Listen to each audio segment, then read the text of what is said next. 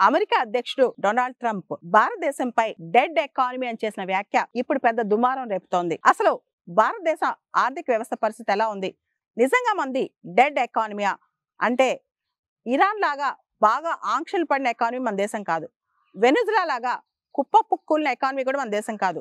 Zimbabwe లాగా high inflation కానీ, Ukraine లాగా వార్ టోర్న్ ఎకానమీ కూడా మనది కాదు.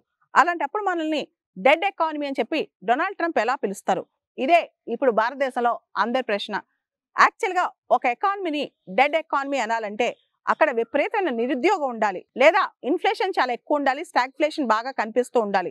తర్వాత ఆర్థిక వ్యవస్థ ఆల్మోస్ట్ కుప్పకూలి ఉండాలన్నమాట. దాంతోపాటు కరెన్సీ విపరీతంగా డీవాల్యూ అయి ఉండాలి. అండ్ ఫారెన్ ఇన్వెస్ట్మెంట్ కానీ, డొమెస్టిక్ ఇన్వెస్ట్మెంట్ కానీ చాలా దారుణమైన పరిస్థితిలో ఉండాలి. అలాంటి పరిస్థితిలో మన ఎకానమీని డెడ్ ఎకానమీ అనొచ్చు.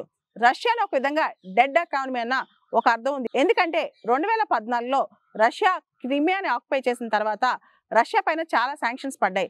రష్యాని G8 లోంచి సస్పెండ్ చేశారు. తర్వాత రష్యా ఆర్థిక వ్యవస్థ బాగా దెబ్బతింది. ఆ తర్వాత ఉక్రెయిన్తో యుద్ధం మొదలెట్టిన తర్వాత కూడా రష్యా ఆర్థిక వ్యవస్థలో చాలా ప్రాబ్లమ్స్ ఉన్నాయి. కానీ ఇండియా పరిస్థితి అది కాదు.